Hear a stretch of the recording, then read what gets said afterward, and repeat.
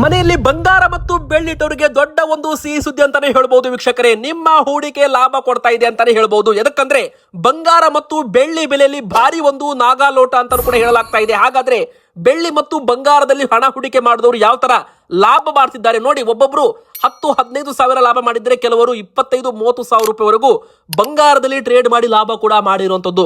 ಹಾಗಾದ್ರೆ ಬಂಗಾರ ಮತ್ತು ಬೆಳ್ಳಿಗೆ ಖರೀದಿ ಮಾಡ್ಬೇಕಾ ಬೇಡವಾ ಎಲ್ಲ ಕೂಡ ನೋಡೋಣ. ಅದಕ್ಕಿಂತ ಮುಂಚೆ ನೀವು ಇನ್ನೂ ಕೂಡ ವಿಡಿಯೋಗೆ ಲೈಕ್ ಮಾಡಿಲ್ಲ ಅಂದ್ರೆ, ಬಂಗಾರ ಬೆಳ್ಳಿ ಬೆಲೆ ಇಳಿಕೆ ಆಗಿಲ್ಲ ಅಂತ ನಿಮಗೆ ಆಸೆ ಇದ್ರೆ ಬೇಗನೆ ವಿಡಿಯೋಗೆ ಲೈಕ್ ಮಾಡೋದ್ರ ಮೂಲಕ ವಿಡಿಯೋಗೆ ಸಪೋರ್ಟ್ ಮಾಡಿ.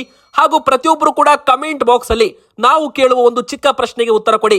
ನಿಮ್ಮ ಪ್ರಕಾರ ಬಂಗಾರದ ಸರಿಯಾದ ಬೆಲೆ ಎಷ್ಟಾಗಬೇಕು? ಬಡ ಜನರು ಕೂಡ ಬಂಗಾರ ಖರೀದಿ ಸುಲಭವಾಗಿ ಮಾಡಬೇಕು. ನಿಮ್ಮ ಅನಿಸಿಕೆ ದಯವಿಟ್ಟು ಕಮೆಂಟ್ ಬಾಕ್ಸ್ ಮೂಲಕ ನೀವು ರಿಪ್ಲೈ ಮಾಡಿ. ನಿಮ್ಮ ಒಂದು ಉತ್ತರಕ್ಕೆ ನಾವು ಕೂಡ ರಿಪ್ಲೈ ಮಾಡ್ತಾ ಇದ್ದೇವೆ. ಸೊ ಪ್ರತಿಯೊಬ್ಬರು ಕೂಡ ಕಮೆಂಟ್ ಮಾಡಿ ಮತ್ತು ಲೈಕ್ ಮಾಡಿ. ನಮ್ಮ ಚಾನಲ್ಗೆ ಇನ್ನೂ ಸಬ್ಸ್ಕ್ರೈಬ್ ಆಗಿಲ್ಲ ಅಂದ್ರೆ ದಯಮಾಡಿ ಸಬ್ಸ್ಕ್ರೈಬ್ ಕೂಡ ಮಾಡಿ. ನೋಡಿ ವೀಕ್ಷಕರೇ, ಬಂಗಾರ ಮತ್ತು ಬೆಳ್ಳಿಯಲ್ಲಿ ಹಣ ನೀವೇನಾದ್ರೂ ಹೂಡಿಕೆ ಮಾಡಿದ್ರೆ ಅಥವಾ ಮನೆಯಲ್ಲಿ ಬಂಗಾರ ಇಟ್ಟಿದ್ರು ಕೂಡ ನಿಮಗೆ ದೊಡ್ಡ ಒಂದು ಗುಡ್ ನ್ಯೂಸ್ ಅಂತಾನೆ ಹೇಳ್ಬೋದು. ತುಂಬಾ ಜನ ಇದಕ್ಕೋಸ್ಕರ ಅಂತ ಕಾಯ್ತಾ ಇದ್ರಲ್ಲ, ಅವರಿಗೆ ದೊಡ್ಡ ಒಂದು ಸಿಹಿ ಸುದ್ದಿ. ಅದಕ್ಕಂದ್ರೆ ಬಂಗಾರದ ಬೆಲೆ ಕಳೆದ 3 ದಿನಗಳಲ್ಲಿ ಭಾರಿ ಒಂದು ಬದಲಾವಣೆ ಆಗಿದೆ. ಇಷ್ಟು ದಿನ ಇಳಿಕೆ ಆಗ್ತಾ ಇದ್ದ ಬಂಗಾರದ ಬೆಲೆ ದಿಢೀರ್ ಅಂತ ಏರಿಕೆ ಆಗೋದಕ್ಕೆ ಏನು ಕಾರಣ? ಇನ್ನು ಮುಂದಿನ ಬರೋ ದಿನ ಬೆಲೆ ಏರಿಕೆ ಆಗುತ್ತಾ, ಇಲ್ಲಿಂದ ಮತ್ತೆ ಉಲ್ಟಾ ಹೊಡೆದು ಬೆಲೆ ಇಳಿಕೆ ಆಗುತ್ತಾ? ನಮ್ಮ ಅನಲೈಸಿಸ್ ಪ್ರಕಾರ ನಾವು ನಿಮಗೆ ಒಂದು ಚಾರ್ಟ್ ಮೂಲಕ ತೋರಿಸ್ತೇವೆ. ಇವತ್ತಿನ ವಿಡಿಯೋ ತುಂಬಾ ಇಂಪಾರ್ಟೆಂಟ್ ಅಂತಾನೆ ಹೇಳ್ಬೋದು.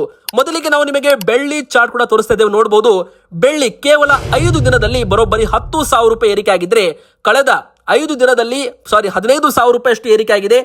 ಒಂದು ತಿಂಗಳಲ್ಲಿ ಬರೋಬ್ಬರಿ ಹೇಳೋದಾದ್ರೆ ಮತ್ತೆ 2,32,000 ರೂಪಾಯಿ ಅಂತ ಬಂದಿದೆ. ನೋಡಿ, 15,000 ರೂಪಾಯಿ ಅಷ್ಟು ಬೆಲೆ ಕೇವಲ 5ರಿಂದ 6 ದಿನದಲ್ಲಿ ಬೆಲೆ ಏರಿಕೆ ಆಗಿದೆ. ಆದ್ರೆ 3 ತಿಂಗಳಿಗೆ ಕಂಪೇರ್ ಮಾಡಿದ್ರೆ ಬೆಲೆ ಇನ್ನೂ ಕೂಡ ಇಳಿಕೆಯಲ್ಲಿದೆ. ಅಂದ್ರೆ 3 ಲಕ್ಷ ರೂಪಾಯಿ ಇತ್ತು, ಈಗ 2,31,000 ರೂಪಾಯಿ ಹತ್ರ ಇದೆ. ಅಂದ್ರೆ ಇನ್ನು 60,000-70,000 ರೂಪಾಯಿ ಬೆಲೆ ಇಳಿಕೆಯಲ್ಲಿದೆ ಅಂತ ಹೇಳ್ಬಹುದು. ಆದ್ರೆ ನೋಡಿ ವೀಕ್ಷಕರೇ, ಇಲ್ಲಿ ಒಂದು ದೊಡ್ಡ ಬದಲಾವಣೆ ಆಗೋಗಿದೆ. ಬಂಗಾರ ಮತ್ತು ಬೆಳ್ಳಿ ಎರಡೂ ಕೂಡ ಈ ತರವೇ ಏರಿಕೆ ಆಗಿರುವಂತದ್ದು. ಇದು ಹೊಸದಾಗಿ ಖರೀದಿ ಮಾಡೋರಿಗೆ ಶಾಕ್ ಆಗಿದ್ರೆ, ಮನೆಯಲ್ಲಿ ಬಂಗಾರ ಇಟ್ಟವರು ಈಗ ಮಾರಾಟ ಮಾಡ್ತಿದ್ದಾರೆ, ಹಣವನ್ನ ಲಾಭ ಮಾಡ್ತಿದ್ದಾರೆ. ನೋಡಿ, ತುಂಬಾ ಜನ ಯಾರೆಲ್ಲ 2,10,000 ರೂಪಾಯಿದಾಗ ಈ ಬೆಳ್ಳಿಯಲ್ಲಿ ಹಣ ಹೂಡಿಕೆ ಮಾಡಿದ್ರಲ್ಲ, ಅವರಿಗೆ ಈಗ 27-28,000 ರೂಪಾಯಿ ಲಾಭ ಅಂತಾನೆ ಹೇಳ್ಬಹುದು. ಕಳೆದ 2 ತಿಂಗಳಲ್ಲಿ 28,000 ರೂಪಾಯಿ ಲಾಭ ಕೊಟ್ಟಿದೆ ಬೆಳ್ಳಿ ಬೆಲೆ ಅಂತಾನೂ ಕೂಡ ಇಲ್ಲಿ ಹೇಳಲಾಗ್ತಾ ಇದೆ. ಆದ್ರೆ ಯಾರೆಲ್ಲ 3 ಲಕ್ಷ ರೂಪಾಯಿದಾಗ ಖರೀದಿ ಮಾಡಿದ್ರಲ್ಲ, ಅವರಿಗೆ ನಷ್ಟ ಅಂತಾನೆ ಹೇಳ್ಬಹುದು. ಇದರಲ್ಲಿ ಲಾಭ ನಷ್ಟ ಎರಡೂ ಕೂಡ ಇರುತ್ತೆ. ಆದ್ರೆ ಇಲ್ಲಿ ನೋಡ್ಬೋದು ನೀವು, ಬೆಲೆ ಯಾವಾಗ ಏರಿಕೆ ಆಗಿತ್ತು ಅವಾಗ ಮತ್ತೆ ಇಳಿಕೆ ಆಗಿತ್ತು. ಇದು 3ನೇ ಬಾರಿ ಬೆಲೆ ಏರಿಕೆಯಾಗಿ ಇಳಿಕೆ ಆಗಿದೆ. ಈಗ ಮತ್ತೆ ಇಳಿಕೆಯಿಂದ ಮತ್ತೆ ಬೆಲೆ ಏರಿಕೆ ಆಗಿದೆ. ಹಾಗಾದ್ರೆ ಇಲ್ಲಿಂದ ಮತ್ತೆ ಇಳಿಕೆ ಆಗುತ್ತೆ ಎಂಬ ಪ್ರಶ್ನೆ ಕೂಡ ಬರುತ್ತೆ.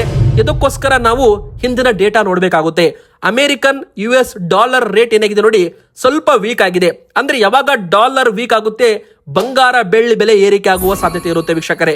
ಇನ್ನು ಎರಡನೇದಾಗಿ ಜಾಗತಿಕ ಅನಿಶ್ಚಿತತೆ. ಅಮೆರಿಕ ಮತ್ತು ಇರಾನ್ ನಡುವೆ ಯುದ್ಧ ಕಾರಣ ಕಚ್ಚಾ ತೈಲ ಬೆಲೆ ಏರಿಕೆ ಆಗಿತ್ತು. ಆದ್ರೆ ಈಗ ಯುದ್ಧ ಮುಗಿಯುವ ಸಾಧ್ಯತೆ ಇರೋದ್ರಿಂದ ಕಚ್ಚಾ ತೈಲ ಬೆಲೆ ಕೂಡ ಇಳಿಕೆ ಆಗಿದೆ. ಇತ್ತ ಬಂಗಾರ ಮತ್ತು ಬೆಳ್ಳಿ ಬೆಲೆಯಲ್ಲೂ ಕೂಡ ಭಾರಿ ಒಂದು ಏರಿಕೆ ಆಗಿದೆ ಅಂತ ಹೇಳ್ಬೋದು. ಅಂದ್ರೆ ಯಾವಾಗ ಕಚ್ಚಾ ತೈಲ ಬೆಲೆ ಏರಿಕೆ ಆಗುತ್ತೆ, ಡಾಲರ್ ಏರಿಕೆ ಆಗುತ್ತೆ, ಅವಾಗ ಬಂಗಾರ ಬೆಳ್ಳಿ ಬೆಲೆ ಇಳಿಕೆ ಆಗುತ್ತೆ. ಇದು ವೈಸ್ ವರ್ಷ ಅಂತ ಕರೀತಾರೆ. ಉಲ್ಟಾ ಆದ್ರೆ ಬಂಗಾರ ಬೆಲೆ ಏರಿಕೆ ಆದ್ರೆ ಡಾಲರು ಮತ್ತೆ ಕಚ್ಚಾ ತೈಲ ಬೆಲೆ ಇಳಿಕೆ ಆಗಿರುತ್ತೆ. ಹಾಗಾದ್ರೆ ಮಾರ್ಕೆಟ್ ಅಲ್ಲಿ ಬೆಳ್ಳಿ ಬೆಲೆ ಎಷ್ಟು? 2,45,000 ರೂಪಾಯಿ. ನೋಡಿ, ಇದು ಒಂದು ಒಳ್ಳೆ ಬೆಲೆ ಅಂತಾನೆ ಹೇಳ್ಬೋದು. ಯಾರಾದ್ರೂ ಮಾರಾಟ ಮಾಡೋದಿದ್ರೆ, ಈಗ ತುಂಬಾ ಜನರಿಗೆ ಹಣ ಬೇಕಾಗಿರುತ್ತೆ, ಮೊದಲು ಅವರು ಮಾರಾಟ ಮಾಡಬೇಕು ಅಂತ ಪ್ಲಾನ್ ಮಾಡ್ತಿದ್ದಾರೆ. ಸೊ ಈಗ ಒಂದು ಒಳ್ಳೆ ಬೆಲೆ ಬರ್ತಾ ಇದೆ. ಸೊ ಇನ್ನು 1 ವಾರದಲ್ಲಿ ಮತ್ತಷ್ಟು ಏರಿಕೆ ಆಗುವ ಸಾಧ್ಯತೆ ಇದೆ.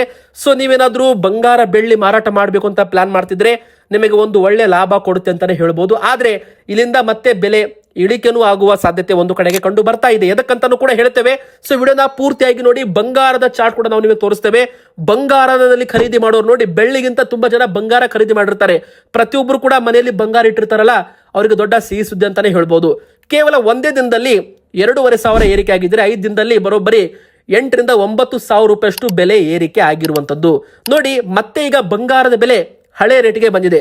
ತುಂಬಾ ದಿನಗಳ ನಂತರ ಬೆಲೆ ಇಳಿಕೆ ಆಗ್ತಾ ಇದ್ದು ಈಗ ಏರಿಕೆ ಆಗಿದೆ. ಒಂದು ತಿಂಗಳಲ್ಲಿ ಬರೋಬ್ಬರಿ 5,000-6,000 ರೂಪಾಯಿ ಬೆಲೆ ಏರಿಕೆ ಆಗಿರುವಂತದ್ದು. ಬೆಲೆ ಏರಿಕೆ ಅಂದ್ರೆ ಏನು? ಯಾರೆಲ್ಲ ಹಣ ಹೂಡಿಕೆ ಮಾಡಿರ್ತಾರಲ್ಲ ಅವರಿಗೆ ಹಣ ಲಾಭ ಸಿಗುತ್ತೆ. ಯಾರೆಲ್ಲ ಹೊಸದಾಗಿ ಖರೀದಿ ಮಾಡಬೇಕು ಅಂತ ತಿಳ್ಕೊಂಡಿರ್ತಾರಲ್ಲ ಅವರಿಗೆ ಶಾಕ್ ಅಂತಾನೆ ಹೇಳ್ಬೋದು. ಇಲ್ಲಿ ಏನಾಗ್ಬಿಡುತ್ತೆ, ಬೆಲೆಗಳು ಏರಿಕೆ ಆದ ತಕ್ಷಣ ತುಂಬಾ ಜನ ಮಾರಾಟ ಮಾಡಲು ಪ್ಲಾನ್ ಮಾಡ್ತಾರೆ. ಮನೆಯಲ್ಲಿ ಬಂಗಾರ ಇಟ್ಟವರು ಕೂಡ ಮಾರಾಟ ಮಾಡ್ತಾರೆ. ಆನ್ಲೈನ್ ನಲ್ಲಿ ಬಂಗಾರ ಶೇರ್ಸ್ ಗಳನ್ನ ಖರೀದಿ ಮಾಡಿರ್ತಾರಲ್ಲ ETF, ಅವರು ಕೂಡ ಬಂಗಾರ ಮಾರಾಟ ಮಾಡೋದಕ್ಕೆ ಪ್ಲಾನ್ ಮಾಡ್ತಾರೆ. ಯಾವಾಗ ಮಾರಾಟ ಮಾಡ್ತಾರೆ ನೋಡಿ, ಅವಾಗ ಬೆಲೆಗಳು ಭಾರಿ ಇಳಿಕೆ ಆಗುತ್ತೆ. ಇದೇ ಹೋದ ಬಾರಿ ಕೂಡ ನಡೆದಿತ್ತು.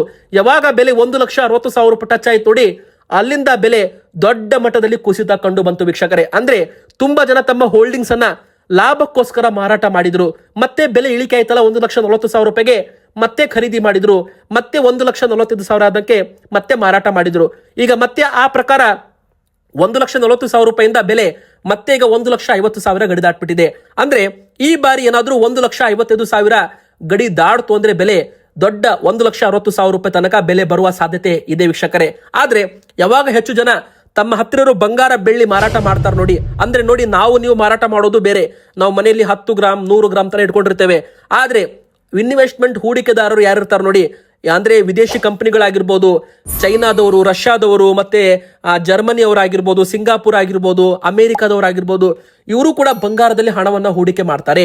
ಡಾಲರ್ಗೆ ಕಂಪೇರ್ ಮಾಡಿದ್ರೆ ಬಂಗಾರದಲ್ಲೂ ಕೂಡ ಹೂಡಿಕೆ ಮಾಡೋರ ಸಂಖ್ಯೆ ಜಾಸ್ತಿ ಇದೆ ನೋಡಿ. ತುಂಬಾ ಜನ ವಿದೇಶಿ ಕಂಪನಿಗಳು ಏನ್ ಮಾಡ್ತಾರೆ ಅಂದ್ರೆ ಸಾವಿರಾರು ಕೋಟಿ ಹಣದಲ್ಲಿ ಬಂಗಾರದಲ್ಲಿ ಹಣವನ್ನ ಹೂಡಿಕೆ ಮಾಡ್ತಾರೆ. ಯಾವಾಗ ಬೆಲೆ ಏರಿಕೆ ಆಗುತ್ತೆ ತಮ್ಮ ಒಂದು ಹಣವನ್ನ, ತಮ್ಮ ಒಂದು ಶೇರ್ಸ್ ಗಳನ್ನ ಮಾರಾಟ ಮಾಡಿ ಲಾಭವನ್ನ ಮಾಡ್ತಾರೆ. ಸೊ ಅವರು ಯಾವಾಗ ಮಾರಾಟ ಮಾಡ್ತಾರೆ ನೋಡಿ, ಅವಾಗ ಬಂಗಾರದ ಬೆಲೆ ಭಾರಿ ಒಂದು ಇಳಿಕೆ ಆಗುತ್ತೆ ಅಂತಾನೆ ಹೇಳ್ಬಹುದು.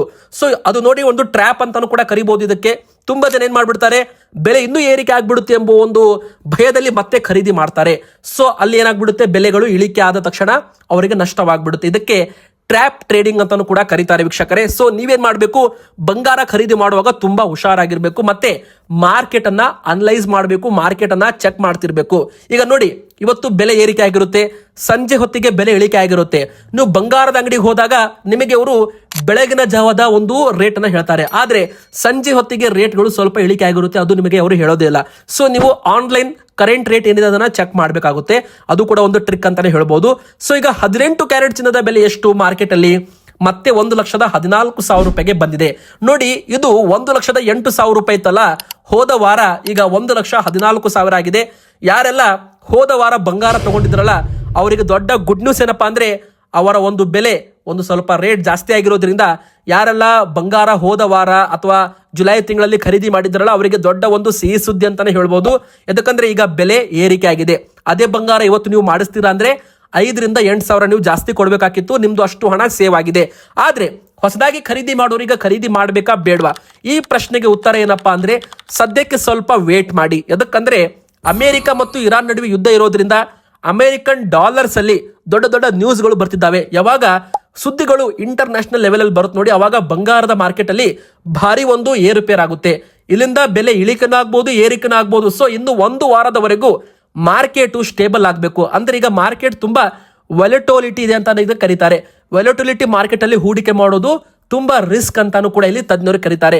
ಸೊ ನೀವು ಬಂಗಾರ ಖರೀದಿ ಮಾಡಲೇಬೇಕು ಅಂತ ಪ್ಲಾನ್ ಮಾಡಿದ್ರೆ, ನಿಮ್ಮ ಮನೆಯಲ್ಲಿ ಶುಭ ಸಮಾರಂಭ ಇರುತ್ತೆ, ಫಂಕ್ಷನ್ ಇರುತ್ತೆ, ಬಂಗಾರ ನಿಮಗೆ ಬೇಕೇ ಬೇಕು ಅಂದ್ರೆ ನೀವು ಒಟ್ಟಿಗೆ ಹಣ ಹಾಕೋದ್ರ ಬದಲಾಗಿ ಸ್ವಲ್ಪ ಸ್ವಲ್ಪ ಅಂದ್ರೆ ಇವತ್ತು 10,000 ನಾಳೆ 10,000 ಈ ತರ ಎವರೇಜ್ ಬೈಯಿಂಗ್ ಕೂಡ ಮಾಡಬಹುದು. ಇದರಿಂದ ನಿಮಗೆ ಸ್ವಲ್ಪ ಎವರೇಜ್ ಬೈಯಿಂಗ್ ಅಲ್ಲಿ ರಿಸ್ಕ್ ಕೂಡ ಕಡಿಮೆ ಆಗುತ್ತೆ. ಸೊ ಬೆಲೆ ಇಳಿಕೆ ಆಯಿತು ಅಂದ್ರೆ ನಿಮಗೆ ಖರೀದಿ ಮಾಡೋದಕ್ಕೆ ಮತ್ತೆ ಒಂದು ಅವಕಾಶ ಕೂಡ ಇರುತ್ತೆ ಅಂತಾನೆ ಹೇಳ್ಬೋದು. ಸೊ ಒಟ್ಟಿಗೆ ಬಂಗಾರ ಬೆಳ್ಳಿಯಲ್ಲಿ ಹಣ ಹೂಡಿಕೆ ಮಾಡೋದು ಈಗ ಸ್ವಲ್ಪ ಡೇಂಜರ್ ಮತ್ತು ಸ್ವಲ್ಪ ರಿಸ್ಕ್ ಅಂತಾನು ಕೂಡ ಏನು ಹೇಳಲಾಗ್ತಾ ಇದೆ. ಸೊ 22 ಕ್ಯಾರೆಟ್ ಚಿನ್ನದ ಬೆಲೆ ಎಷ್ಟು ಏರಿಕೆ ಆಗಿದೆ ನೋಡಿ, 1,39,000 ರೂಪಾಯಿಗೆ ಬಂದಿದೆ. ಅಂದ್ರೆ ಬರೋಬ್ಬರಿ ಒಂದು ದಿನ 2,000 ರೂಪಾಯಿ ಬೆಲೆ ಏರಿಕೆ ಆಗಿದೆ.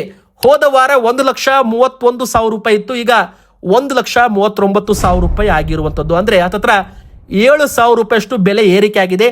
ಆದ್ರೆ ಇದು ಕೇವಲ ಫೈನಲ್ ಬಿಲ್ ಅಲ್ಲ, ಇದು ಆಭರಣ ಆಗಿರೋದ್ರಿಂದ ಇದರ ಮೇಲೆ ಮೇಕಿಂಗ್ ಚಾರ್ಜ್ ಅಂತ ಬೀಳುತ್ತೆ. ಇನ್ನು ಮುಖ್ಯವಾಗಿ GST 3% ಕೂಡ ಎಕ್ಸ್ಟ್ರಾ ಇರುತ್ತೆ.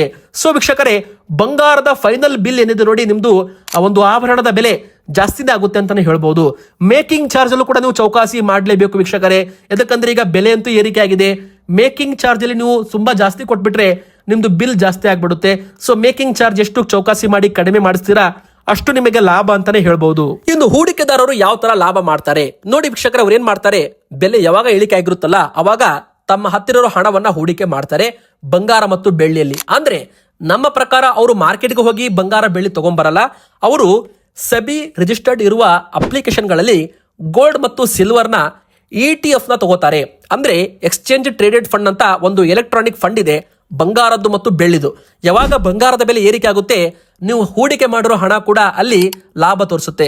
ಯಾವಾಗ ಬೆಲೆಗಳು ಇಳಿಕೆ ಆಗುತ್ತೆ, ನೀವು ಹೂಡಿಕೆ ಮಾಡಿರೋ ಹಣದಲ್ಲಿ ಮೈನಸ್ ಅಂದ್ರೆ ನಷ್ಟ ಕೂಡ ತೋರಿಸುತ್ತೆ. ಈಗ ನೋಡಿ, ಯಾರೆಲ್ಲ ಹೋದ ಬಾರಿ 2,10,000 ಬೆಳ್ಳಿ ಖರೀದಿ ಮಾಡಿದ್ರಲ್ಲ ಅವರಿಗೀಗ 10ರಿಂದ 15,000 ಲಾಭ ಅಂತ ಹೇಳ್ಬೋದು. ಈಗ ಅವರು ತಮ್ಮ ಬೆಳ್ಳಿಯನ್ನ ಮಾರಾಟ ಮಾಡ್ತಾರೆ ಆನ್ಲೈನ್ ನಲ್ಲಿ, ಸೊ ಅವರಿಗೆ ಲಾಭ ಕೂಡ ಬರುತ್ತೆ. ಆದ್ರೆ ತುಂಬಾ ನಕಲಿ ಅಪ್ಲಿಕೇಶನ್ಗಳು ಇರೋದ್ರಿಂದ ಜನರು ಹೂಡಿಕೆ ಮಾಡುವಾಗ ಮೋಸ ಹೋಗಬಾರ್ದು. ಸೊ ಎಲ್ಲಾ ಕೂಡ ಚೆಕ್ ಮಾಡಿ ಹೂಡಿಕೆ ಮಾಡಬೇಕಾಗುತ್ತೆ. ಸೊ ಇದು ಕೂಡ ನಿಮ್ಗೆ ಗೊತ್ತಿರಲಿ. 24 ಕ್ಯಾರೆಟ್ ಚಿನ್ನದ ಬೆಲೆ 1,52,000 ತನಕ ಬಂದಿದೆ. ನೋಡಿ, ಇದು ಒಂದು ಐತಿಹಾಸಿಕ ಏರಿಕೆ ಅಂತಾನೆ ಹೇಳ್ಬೋದು. ಇದು ಗಟ್ಟಿ ಬಂಗಾರ ನಾವೇನು 24 ಕ್ಯಾರೆಟ್ ಅಂತ ಕರಿತೀವಲ್ಲ, ಇದು 1,52,000 1,53,000 ಗಡಿ ಹತ್ತ ಬಂದಿದೆ. ಇದ್ರ ಮೇಲೆ 3% GST ಕೂಡ ಇರುತ್ತೆ. ಆದ್ರೆ ಇದ್ರ ಮೇಲೆ ಮೇಕಿಂಗ್ ಚಾರ್ಜ್ ಇರೋದಿಲ್ಲ. ಮೇಕಿಂಗ್ ಚಾರ್ಜ್ ಇದ್ರೂ ಕೂಡ ತುಂಬಾ ಕಡಿಮೆ ಇರುತ್ತೆ, 1% ಗಿಂತ ಕಡಿಮೆ ಇರುತ್ತೆ ಅಂತಾನೆ ಹೇಳ್ಬೋದು. ಸೊ ವೀಕ್ಷಕರೇ, ಇಲ್ಲಿ ಇಂಪಾರ್ಟೆಂಟ್ ಏನಪ್ಪಾ ಅಂದ್ರೆ, ನೀವು ಹೂಡಿಕೆ ಮಾಡಬೇಕು ಅಂತ ಪ್ಲಾನ್ ಮಾಡಿದ್ರೆ 24 ಕ್ಯಾರೆಟ್ ತಗೋಬಹುದು. ಅದೇ ನೀವು ಆಭರಣ ಮಾಡಿಸಬೇಕು ಅಂತ ಪ್ಲಾನ್ ಮಾಡಿಸಿದ್ರೆ 22 ಕ್ಯಾರೆಟ್ ತಗೋಬಹುದು. ಈಗ ತಗೋಬೇಕಾ ಬೇಡವಾ ನೋಡಿ, ಬೆಲೆ ಅಂತೂ ಏರಿಕೆ ಆಗಿದೆ. ಇನ್ನು ಸ್ವಲ್ಪ ಇಳಿಕೆ ಆದ್ಮೇಲೆ ಸ್ವಲ್ಪ ತಗೊಂಡ್ರೆ ಒಳ್ಳೇದು. ಯಾಕಂದ್ರೆ ಏರಿಕೆ ಇದ್ದಾಗ ಖರೀದಿ ಮಾಡಲೇಬಾರದು. ಬೆಲೆ ಏರಿಕೆ ಆಗುವಾಗ ಖರೀದಿ ಮಾಡಿದ್ರೆ ನಿಮಗೆ ನಷ್ಟ ಆಗೋ ಚಾನ್ಸ್ ಜಾಸ್ತಿ ಇರುತ್ತೆ. ಆದ್ರೂ ಕೂಡ ಇದು ನಿಮ್ಮ ಇಷ್ಟ, ನಿಮ್ಮ ಪ್ರಕಾರ ನಿಮಗೆ ಯಾವ ತರ ಮನಸ್ಸು ಬರುತ್ತೆ, ನಿಮ್ಮ ಬಜೆಟ್ ಮೇಲೆ ಇದು ಎಲ್ಲ ಕೂಡ ವರ್ಕ್ ಆಗುತ್ತೆ. ಸೊ ವೀಕ್ಷಕರೇ, ಬಂಗಾರ ಖರೀದಿ ಮಾಡೋಕ್ಕಿಂತ ಮುಂಚೆ ಮಾರ್ಕೆಟ್ ಚೆಕ್ ಮಾಡಿ, ಮಾರ್ಕೆಟ್ ಅಬ್ಸರ್ವ್ ಮಾಡಿ. ನಿಮ್ಮ ಫೈನಾನ್ಷಿಯಲ್ ಯಾರಾದರೂ ಸರ್ವಿಸ್ ಕೊಡೋರಿದ್ರೆ, ನಿಮ್ಮ ಒಂದು ಯಾರಾದರೂ ಫೈನಾನ್ಷಿಯಲ್ ಅಡ್ವೈಸರ್ ಇದ್ರೆ ಅವರನ್ನ ನೀವು ಕಾಂಟ್ಯಾಕ್ಟ್ ಮಾಡೋದ್ರ ಮೂಲಕ ಇದ್ರ ಬಗ್ಗೆ ತೀರ್ಮಾನ ಮಾಡಬಹುದು. ಇವತ್ತಿಗೆ ಇಷ್ಟ ಆಗಿತ್ತು. ವಿಡಿಯೋ ಇಷ್ಟ ಆದರೆ ವಿಡಿಯೋಗೆ ಲೈಕ್ ಮಾಡಿ, ಚಾನಲ್ಗೆ ಸಬ್ಸ್ಕ್ರೈಬ್ ಆಗಿ.